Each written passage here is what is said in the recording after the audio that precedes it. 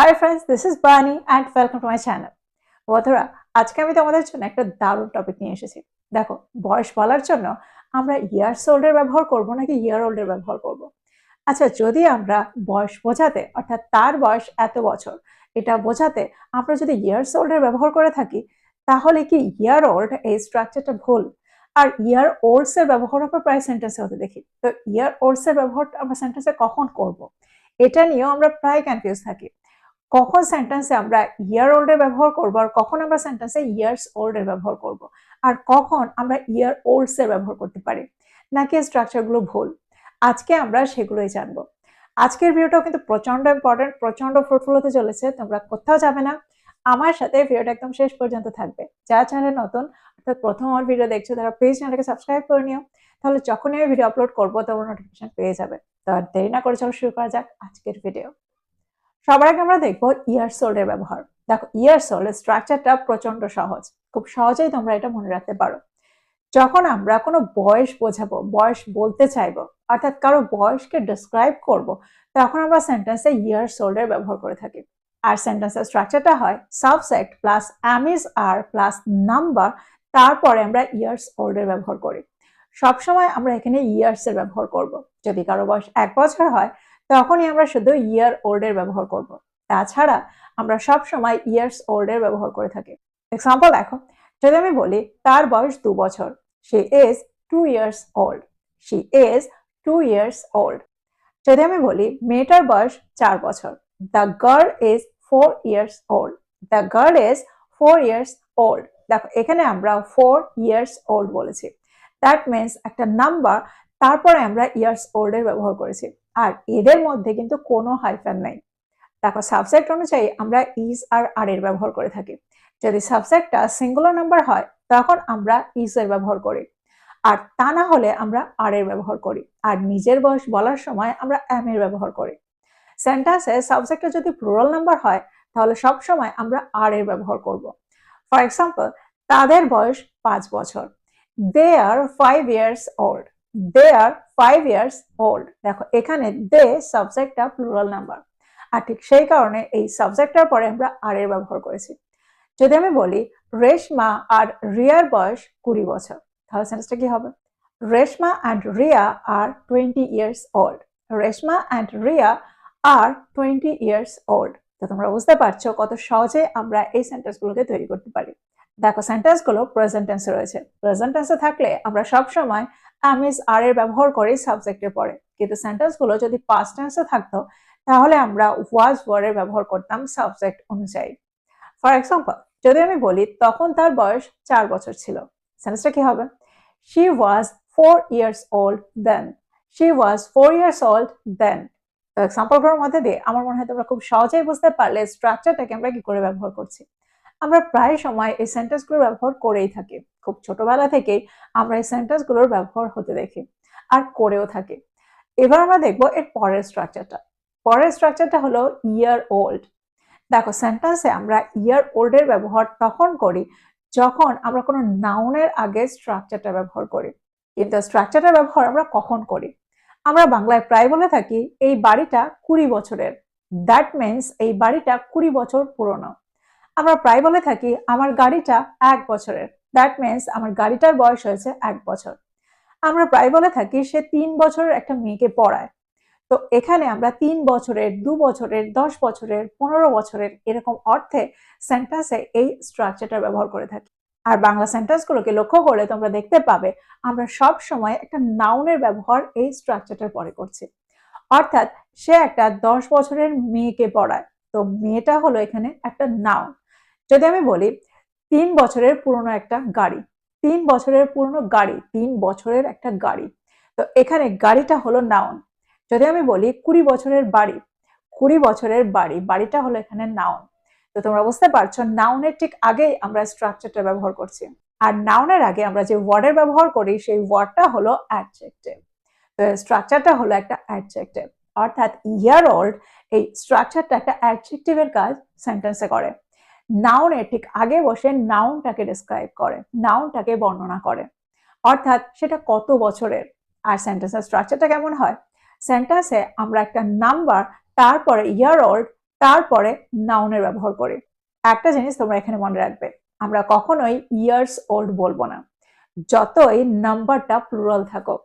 অর্থাৎ যদি আমি 25 বছর, 20 বছর, 5 বছর এরকম নাম্বারের ব্যবহার করি, তারপরে আমরা ইয়ারের সাথে এস কে যোগ কখনোই করব না, তাহলে কিন্তু সেন্টেন্সটা ভুল হয়ে যাবে। আমরা সব সময় ইয়ার ওল্ডই রাখবো। আর একটা জিনিস তোমরা এখানে মনে রাখবে, আমরা এই ওয়ার্ডগুলোর মাঝখানে হাইফেনের ব্যবহার করব। দ্যাট মিনস ইয়ার ওল্ড এর মাঝখানে একটা হাইফেনের ব্যবহার করব। এক্সাম্পল দেখো, যদি আমি বলি তার একটা 1 বছরের ছেলে আছে, he has a 1-year-old son, he has a 1-year-old son। দেখো এখানে আমরা an এর ব্যবহার করব না one এর আগে।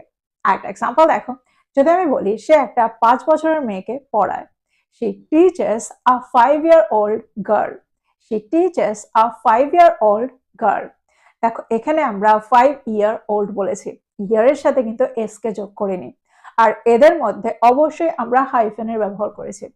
আর একটা জিনিস তোমরা দেখো, আমরা গার্লের আগে এই স্ট্রাকচারটাকে ব্যবহার করেছি, আর ঠিক সেই কারণে এই স্ট্রাকচারটাকে আমরা অ্যাডজেক্টিভ হিসাবে কনসিডার করে থাকি। আর একটা এক্সাম্পল দেখো, যদি আমি বলি ওটা একটা 10 বছরের বিল্ডিং, রাইট, ওটা একটা 10 বছরের ভবন, সেন্টেন্সটা কি হবে? That is a 10-year-old building, that is a 10-year-old building. দেখো এখানে আমরা 10-year-old বিল্ডিং বললাম, that is a 10-year-old building. একটা এক্সাম্পল দেখো, যদি আমি বলি একটা 1 বছরের শিশুর যত্নের প্রয়োজন, a 1-year-old baby needs care, a 1-year-old baby needs care। দেখো সেন্টেন্সে এখানেও স্ট্রাকচারটা একটা অ্যাডজেক্টিভের কাজ করছে। দেখো এখানে বেবির আগে বসেছে 1-year-old। দেখো সেন্টেন্সে এখানে ইয়ার ওল্ডটা নাউনের ঠিক আগে বসেছে। দেখো নাউন সেন্টেন্সের সাবজেক্ট হতে পারে বা অবজেক্ট হতে পারে। এই সেন্টেন্সে এই নাউনটা সাবজেক্ট হিসেবে কাজ করছে, আর এই নাউনটা ঠিক আগে বসে এই স্ট্রাকচারটা একটা অ্যাডজেক্টিভের কাজ করছে। তো এক্সাম্পলগুলোর মধ্যে দিয়ে আমার মনে হয় তোমরা বুঝতে পারলে এই স্ট্রাকচারটাকে আমরা কত সহজেই ব্যবহার করতে পারি একটা অ্যাডজেক্টিভ হিসাবে।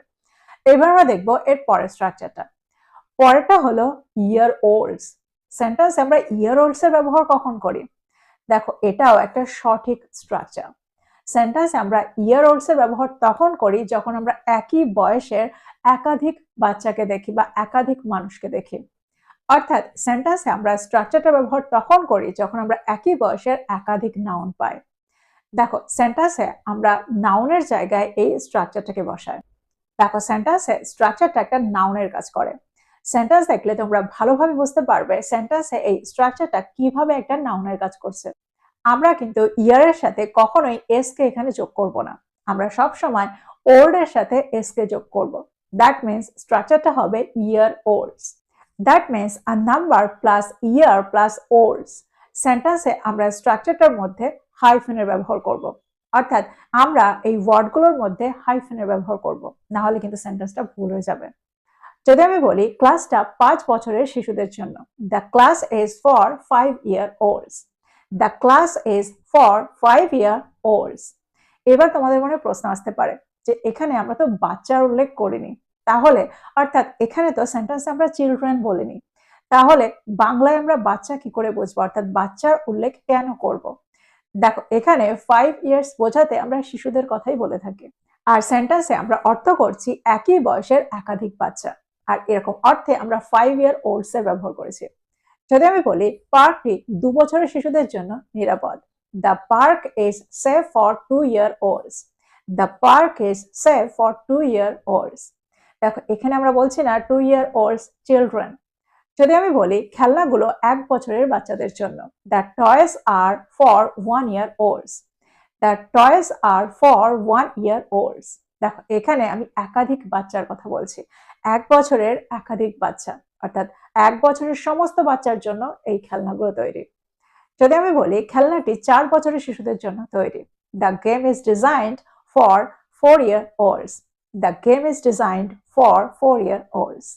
বইটি 6 বছরের শিশুদের জন্য লেখা, the book is written for 6-year-olds, the book is written for 6-year-olds। তো তোমরা বুঝতে পারলে এক্সাম্পলগুলোর মধ্যে দিয়ে এই সেন্টেন্সগুলোকে আমরা কিভাবে তৈরি করছি, এই সেন্টেন্সগুলোতে আমরা এই স্ট্রাকচারটার ব্যবহার কিভাবে করছি। আর এখানে সেন্টেন্সের স্ট্রাকচারটা একটা নাউনের কাজ করছে। দেখো সেন্টেন্সে স্ট্রাকচারটা যেহেতু একটা নাউনের কাজ করছে সেহেতু আমরা এর পরে স্ট্রাকচারটার পরে কখনোই নাউনের ব্যবহার করব না, কারণ এটা এমনিতেই অলরেডি একটা নাউন। দেখো আগের স্ট্রাকচারটার সাথে তোমরা কনফিউজড হয়ে যেও না। আগের স্ট্রাকচারটা ছিল 3-year-old, 4-year-old, তারপর একটা noun. That means 3-year-old children, 4-year-old children. দেখো এখানে আমরা একটা নাউনের ব্যবহার করেছি এই স্ট্রাকচারটার পরে, কিন্তু পরের স্ট্রাকচারটা হলো 3-year-olds, আর এটা একটা নাউন, আর তারপরে আমরা নাউনের ব্যবহার আলাদাভাবে আর করব না। যদি আমি বলি সে তাদেরকে পড়ায়, she teaches them বা he teaches them, এবার আমরা যদি দেমকে সরিয়ে অর্থাৎ এই প্রোনাউনটাকে সরিয়ে একটা নাউনের ব্যবহার করি তাহলে আমরা স্ট্রাকচারটা ব্যবহার করতে পারি। সেন্টেন্সটা কি হবে? she teaches 3-year-olds, she teaches 3-year-olds, অর্থাৎ 3 বছরের অনেকগুলো বাচ্চাকে সে পড়ায়। এবার কিছু সেন্টেন্স দেখো যে সেন্টেন্সগুলোর মধ্যে দিয়ে তোমাদের এই কনফিউশনটা পুরোটাই ক্লিয়ার হয়ে যাবে। আমরা আগের স্ট্রাকচারটা ব্যবহার করে সেন্টেন্সটাকে কি করে তৈরি করেছি আর স্ট্রাকচারটাকে ব্যবহার করে সেন্টেন্সটাকে কিভাবে তৈরি করেছি। দেখো আমরা একই অর্থে দুটো স্ট্রাকচার ব্যবহার করতে পারি, শুধু আমরা আগের স্ট্রাকচারটাকে একটা অ্যাডজেক্টিভ হিসেবে ব্যবহার করব আর এই স্ট্রাকচারটাকে একটা নাউন হিসেবে ব্যবহার করব। এইটুকুই হলো পার্থক্য, কিন্তু দুটো সেন্টেন্সের অর্থ একই রকম হতে পারে। এক্সাম্পল দেখো, যদি আমি বলি স্কুলটা 5 বছরের ছাত্রদের ভর্তি নেয়, the school admits 5-year-old students, the school admits 5-year-old students. দেখো এখানে 5-year-old এটা হলো একটা, অর্থাৎ year-old এটা হলো একটা অ্যাডজেক্টিভ, আর তারপরে আমরা নাউনের ব্যবহার করেছি। যদি আমি বলি দ্য স্কুল অ্যাডমিটস 5-year-olds, তাহলে সেন্টেন্সে আমরা এটাকে একটা নাউন হিসেবে ব্যবহার করলাম, আর তারপরে আমরা স্টুডেন্টের ব্যবহার করব না। যদি আমি বলি খেলনাগুলো 1 বছরের শিশুদের জন্য নিরাপদ, the toys are safe for 1-year-old kids, the toys are safe for 1-year-old kids. আমরা এখানে এটাও বলতে পারি the toys are safe for 1-year-olds, the toys are safe for 1-year-olds। দেখো এখানে আর আমরা নাউনের ব্যবহার করব না, অর্থাৎ কিডস এর ব্যবহার আর আমরা করব না। আর এক্সাম্পল দেখো, যদি আমি বলি বইটা 4 বছরের বাচ্চাদের পড়তে সাহায্য করে, the book helps 4-year-old children read, the book helps 4-year-old children read।